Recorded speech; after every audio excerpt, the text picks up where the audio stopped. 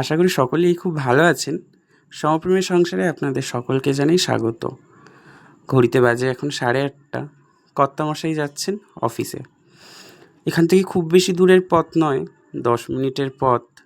তবুও একটিবার মা দুর্গার নাম স্মরণ করা, কারণ রাস্তাঘাটের অবস্থা তো আপনারা সকলে জানেনই, কতটা বাজে রকমভাবে মানুষজন গাড়ি চালায়। আর সব থেকে বড় কথা, 5 মিনিট হোক বা 10 মিনিট, একবার দুর্গা নাম করে দেওয়াটাই ভালো। দিন শেষে কেবল মা দুর্গাই সহায়। এখন যাচ্ছি ফুল আনতে। এই যে কোলে বাচ্চাটিকে দেখছেন, এটি পাশের বাড়ির একটা দাদার ছেলে। উনি এমনি সময় কিন্তু কোলে আসেন না, ওনাকে ঘুরতে যাওয়ার কথা বললেই উনি তখনই আসেন। চলুন ওকে নিয়ে যাই, নিয়ে গিয়ে ফুলটা নিয়ে আসি। দিতে বলেছিলাম একটা হামি, কিন্তু দেয়নি। দেখেছে ভিডিও করছি, তাই নজরটা ছিল পুরোটাই ফোনের দিকে। প্রচণ্ড বদমাইশ জানেন, সারাক্ষণ ফোন ফোন ফোন। আর হবে নাই বা কেন বলুন, আজকালকার বাচ্চা বলে কথা। ঘড়িতে বাজে এখন 10:45। ঘরের সমস্ত কাজ সারব, তার আগে আচারগুলোকে একটু রোদে দেওয়ার পালা। আচারগুলোকে রোদে দিয়ে ঘরদোর মুছব। চলুন, হয়ে গেছে আচারগুলোকে রোদে দেওয়া। বিছানাপত্র সব ঝেড়ে ঘরদোর মুছে এবার এসছি পুজো দিতে। সবার প্রথমে তুলসী তলাটা ভালো করে ধুয়ে নিয়ে তুলসী তলায় যা ঢালবো 1 ঘটি জল।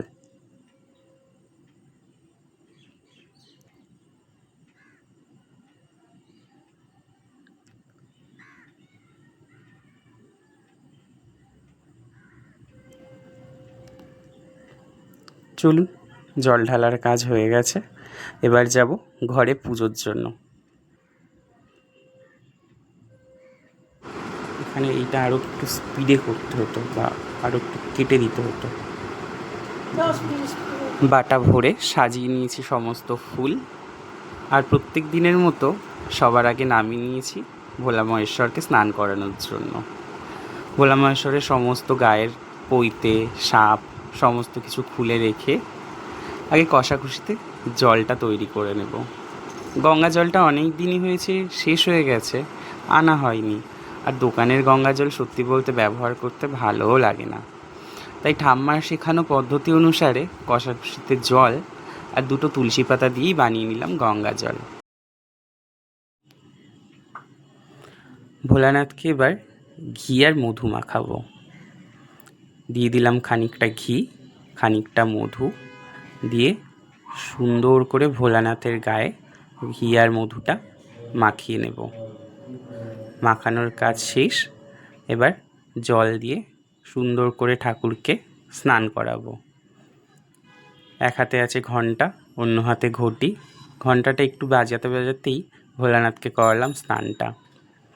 স্নান পর্ব শেষ। এবার সুন্দর করে পরিষ্কার কাপড় দিয়ে ভোলানাথের গাটা মুছে নেব। ভোলানাথের গাটা মোছা হয়ে গেলে পাথর বাটির পুরো জলটা ফেলে দিয়ে সুন্দর করে লাল চন্দন এবং বেলপাতা সহযোগে ঠাকুরকে সাজিয়ে আবার ঠাকুরকে তুলে দেব তার যথাস্থানে। এই যে ভোলানাথকে সাজাচ্ছি, একটা বেলপাতা আর 2টো নীলকণ্ঠ ফুল আর একটা গাঁদা ফুল। কারণ বাবা তো আশুতোষ, অল্পতেই সন্তোষ, তাই খুব বেশি কিছুর প্রয়োজন তার হয় না। যাই হোক, চলুন, ভোলানাথকে সাজানো হয়ে গেছে প্রায়। তুলে দিয়েছি, জ্বালিয়ে দিয়েছি ধূপ প্রদীপ, ঠাকুরকে দিয়েছি ফল এবং মিষ্টি। যাই হোক, চলুন, পুজোর কাজ এখানেই শেষ। বসেছি এবার রান্নার কাজে। কাল বাজার থেকে এনেছিলাম খানিকটা পটল আর ঢ্যাঁড়স, তাই ভাবলাম আজ ঢ্যাঁড়সটা একটু ভাজা করি। তবে ঢ্যাঁড়সটা নর্মাল গোল গোল করে নয়, একটু লম্বা লম্বা আর সরু করে কুচিয়ে ভাজবো। আপনাদের কার কার মনে আছে জানি না, তবে আমার মনে আছে বাড়িতে যখনই ছোটোবেলায় ঢ্যাঁড়স কাটা হতো, তখন ঢ্যাঁড়সের এই যে মুখগুলো, সেগুলো নিয়ে মুখের মধ্যে লাগিয়ে রাক্ষস সাজতাম।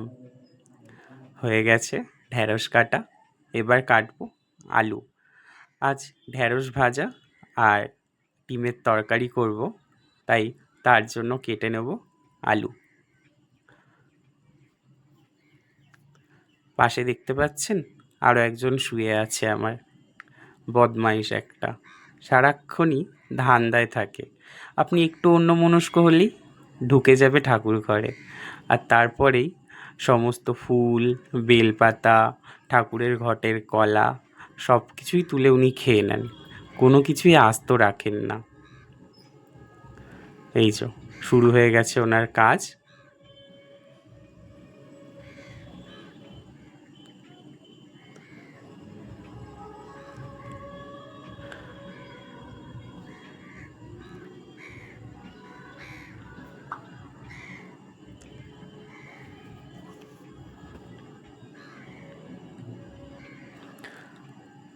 তরকারির জন্য ছাড়িয়ে নেব পেঁয়াজ, তাই নিয়ে নিয়েছি 3টে থেকে 4টে পেঁয়াজ।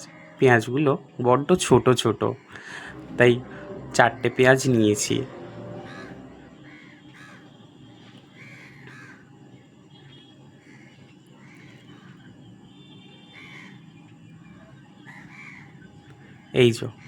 এই যে দেখেছেন, বলছিলাম না উনি ওনার ধান্দায় থাকেন, এসেই সঙ্গে সঙ্গে আলু খেতে শুরুও করে দিয়েছেন।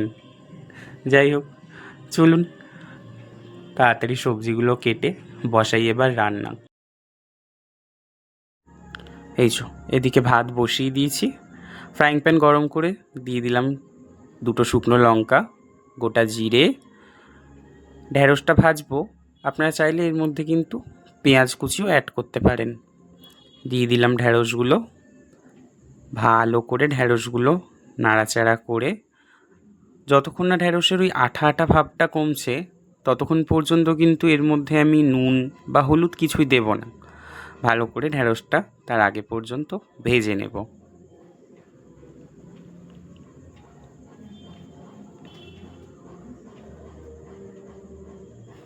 গ্যাসের ফ্লেমটা কমিয়ে দিয়েছি, ঢ্যাঁড়সগুলো একটু ভাজা হোক, তারপরে এর মধ্যে দেব নুন আর হলুদ। ভাতের মধ্যে ফেলে দিলাম 2টো ডিম। ব্যাস, ঢ্যাঁড়সগুলো একটু ভাজা হতেই দিয়ে দিলাম নুন, পরিমাণ মতো হলুদ গুঁড়ো। এবার এগুলোকে ভালো করে ঢ্যাঁড়সটার সাথে মিশিয়ে দেব।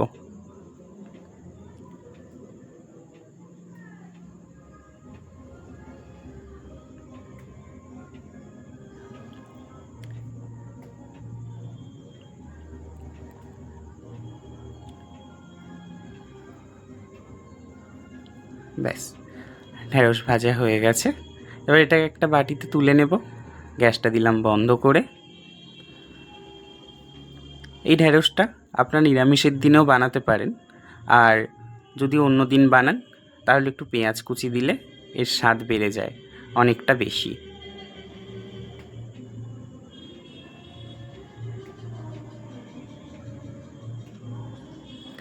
চলুন গ্যাস জ্বালিয়ে বসিয়ে দিয়েছি এবার কড়া।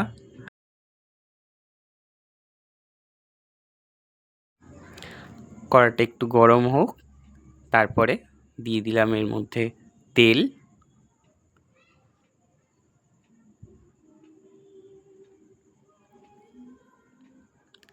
আমি আগে থেকেই ডিমগুলোকে ছাড়িয়ে রেখেছিলাম, ডিমগুলোর মধ্যে আর আলাদাভাবে হলুদ বা নুন কিছু মেশাইনি। আমি সরাসরি তেলের মধ্যেই দিয়ে দিয়েছি নুন, হলুদ গুঁড়ো দিয়ে এবার এর মধ্যে দেব ডিমগুলো।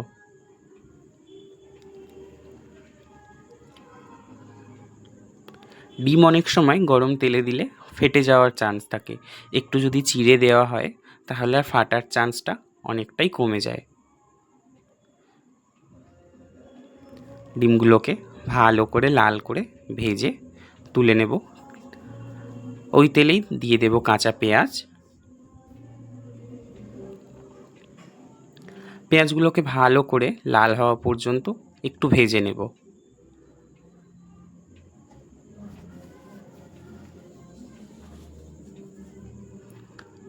দিয়ে দিয়েছি আদা বাটা, রসুন বাটা, পরিমাণ মতো হলুদ গুঁড়ো, লঙ্কা গুঁড়ো, জিরে গুঁড়ো, ধনে গুঁড়ো, সমস্ত যে রেগুলারের শুকনো মশলাগুলো থাকে, গুঁড়ো মশলাগুলো, সেগুলোই অ্যাড করে দিলাম। এবার ভালো করে এটাকে মিশিয়ে নেব। আদা রসুনের কাঁচা গন্ধটা চলে গেছে। এবার এর মধ্যে দিয়ে দেবো অল্প পরিমাণে জল। দিয়ে দিলাম আলুগুলো, কারণ আলুগুলো দিয়ে মশলাটার সাথে একটু কষিয়ে নেব। ভালো করে আলুগুলোকে নাড়াচাড়া করে একটা থালা দিয়ে কিছুক্ষণের জন্য চাপা দিয়ে দেব। আলুগুলো একটু মশলাটার সাথে কষিয়ে নিয়েছিলাম, ব্যাস হয়ে গেছে। আর একটু আলুগুলোকে নাড়াচাড়া করে এর মধ্যে দিয়ে দেব পরিমাণ মতো জল।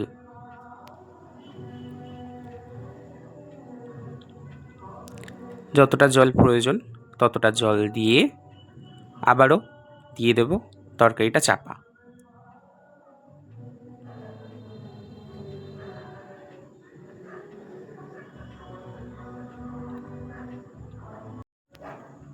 দিয়ে দিলাম চাপা, ফুটে উঠেছে। দিয়ে দিলাম পরিমাণ মতো গরম মশলা, আর খানিকক্ষণ ফোটার পরেই নামিয়ে নেব তরকারিটা।